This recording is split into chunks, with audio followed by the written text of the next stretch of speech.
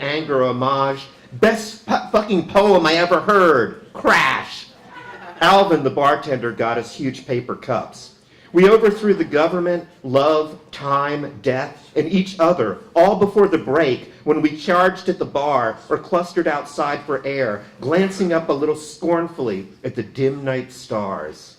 I'm really shining tonight. Did you hear me shine? You don't look so big.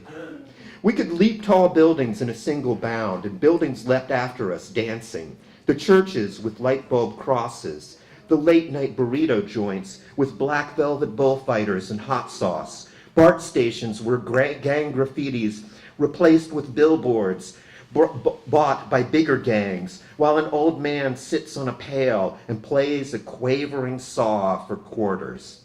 All these places danced with us and more. We were so strong we had to destroy ourselves. Nothing else could touch us, so we did. We were so American we got eaten, while Mom's hot apple pie congealed, stood up at the diner. We scared the socks off anti-death who went after the poets, dead of OD, dead of heart attacks, dead of falling on a bar of soap while climbing the sky. But when there was a good poem, nobody breathed anyway. On a good night, we lived forever.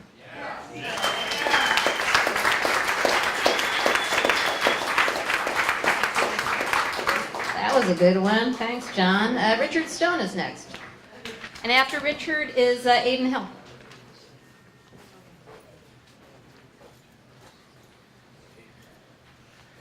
Yes, I first met Julia back at the Cafe Bavar in 1990, and the piece I'm going to read of hers is something similar fashion.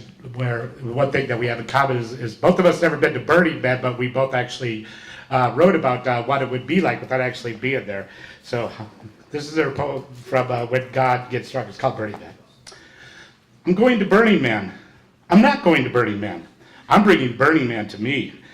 Machines embarrass me almost as much as flesh, but I close my eyes and push the buttons.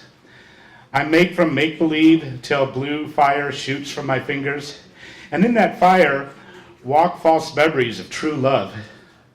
My own dry skulls hangs like a ripe fruit on Burning Man's Burning Man's bone tree to be picked and eaten. I don't need a tent shelter from frying pan sand or high noon sun. I'm not really there. My nipples flash like a Christmas tree lights. Around me, neon tubing cartoons of Kama Sutra, riding on the bicycles at night, blowing kazoos, or singing opera, toothpaste commercials. Amazing Grace. I'm bringing Burning Man to me, fire in the belly button of the world.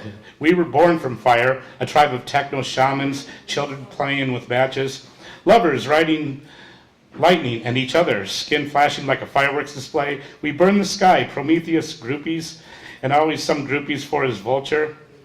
The only proof I have that what we do isn't magic is they can't wait to tell me how it works.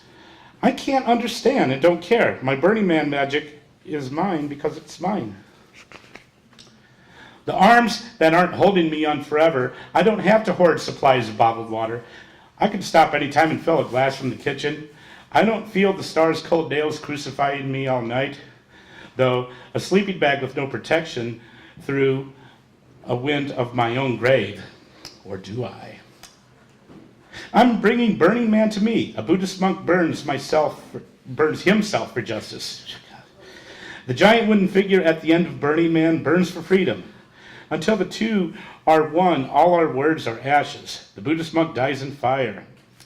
The chanting crowd at Burning Man sets everything on fire looking for life. Holograms, grand pianos, towering carved condoms, sculptures made of hubcaps, grandfather clocks, and rubber dinosaurs. Life must be around here somewhere. We've all heard of it. Even I have heard of life. I'm bringing Burning Man to me, laughing, weeping, almost spraining the mind's muscle. We use gold and red paint to paint the soul of our naked bodies. Druids used blue paint for prides in the war, and as Burning Man, the war is with God. Sparks fly upwards. Will one spark catching God's long white beard? Just one? And before God blows us out like candles on a birthday cake, is there time to make a wish? Thank you. Okay, so we're in the home stretch here with 3 more readers. Aiden Hill? Yes? There we go. Okay, thanks, Aiden. And then Jan Diderick is next. After 7 years, omens and portents, signs and cereal, sometimes I think I'd rather have a job. So my story with Berkeley is very unique in the sense that I've pretty much lived here my entire life. My sister came to UC Berkeley, and as a budding little child, I used to go and see her on summer vacations. And sometime 7 years later, I decided that, oh, okay, I got to choose a college, let's go to Berkeley. It was 2016, Trump got elected. Fires consumed all of us and everyone. I didn't know how to get to class. My psychosis was going off, and one day I just remembered Powerpuff Girls. And I remember the character Bubbles and how fun and energetic they were. And I remember that Bubbles was with me for my entire life. And then I found Julia. And I saw, well, okay, I'm running for office, 2018, trying to go back to college. And Julia's with me, and we have this mural at People's Park. And I'm like, okay, this is a cool place, right? It's green. It's the only green place we have in the area. And I see that Julia left a poem called People's Park. And as I was coming to the conclusion that not only UC Berkeley didn't want me, but generally I live in a community where only 3,000 people live. And I'm sad because the first thing the person elected wants to do is bulldoze People's Park, where her heart is, where my heart is, where my poetry lies. I blew bubbles walking down Telegraph Avenue. And I left a few at the broken piano that sits at UC Berkeley. And I know how badly those students felt that finals, and I just saw Julia. So I got some chalk, some bubbles, and I went to town. So what now? We've forgotten the rules we were trying to break. Thank you, Julia. Happy 150 years of love. Okay, Jan, great, and then Dave Picarella.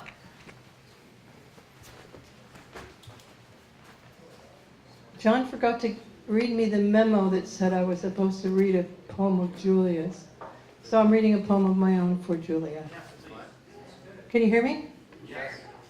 At first you really scared me, Julia, zooming in on newcomer me at Priya, me still shaking in my boots when reading, me still blushing when it came my turn, zooming in for the $5 sale. No pressure, of course, but I didn't know that. At first your Berkeley beret, I had yet to see the famous button, spoke to me of medieval courts, their jesters, cloaking wisdom and truth in allegory, homily, and joke. It was, I thought, a poker face you wore on hearing many open micers work. I found myself hoping for a glimmer of a smile after my own. One time only can I remember getting that prize, but it meant so much that I put it away in my top drawer, and I pull it out from time to time during writer's block, mental prison block, and other indispositions. Your poem's like a microscope into life on the streets, even the lovely streets where poverty is like the grim reaper, not here yet, but likely to come before too long if we don't protect ourselves. In every face, you saw the face of everyone, the call of all for the longed for love, or money, or fairness, or, yes, for bubbles. Bubbles would do, sometimes, as it turned out. I came to welcome your sales pitches for the latest volume of your wisdom. I figured you knew you ought to raise the price, so why should I bother telling you? Did you even break even by the end, Julia? I doubt it. Every volume, all, 60 of them? A card deck of images from our world. including its underbelly, flashing by as we shuffle, seeing as you saw, your radar vision, your razor wit, you're tough and tender, you're bizarre, you're beautiful.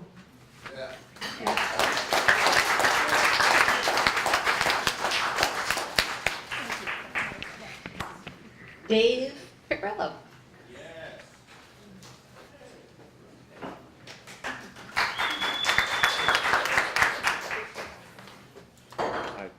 I just want to thank everyone for remembering Julia, and I have a couple of poems. I met Julia, seems eons ago, but she's still here with us, and I didn't hear the starting, but I was there at the Babar from Poets from Hell, and Julia was another voice from another time, I must say. So this is her poem from Between the Cracks. It's called All the Night Stars, and then my wife wrote a poem, a dedication to her, which I'll read next.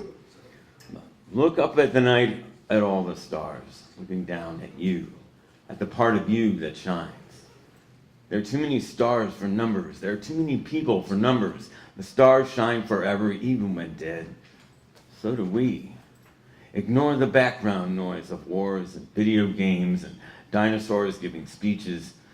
Fear is a sheared nightie on a skeleton. Sorrow is wildflowers in a graveyard over our tomorrows. Look past all that. Look up at night at all the stars, looking down at you, at the part of you that shines. Always remember to shine.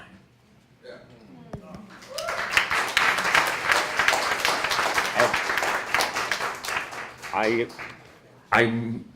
remember David Lerner and meeting David 20 years ago it seems, and he says, "So this is your new guy, huh?" And so she introduced me to David Lerner. I said, "That guy's got the soul of another being." He and Julia belonged together. They were just out of time, but they were here with us. So this is in memory of Joey's remembrance of Julia. I dreamt I was in a Julia Vinograd poem, and I smoked and I laughed as I swung around a circle in the sky with the devil on one bony hip dancing with a pigeon.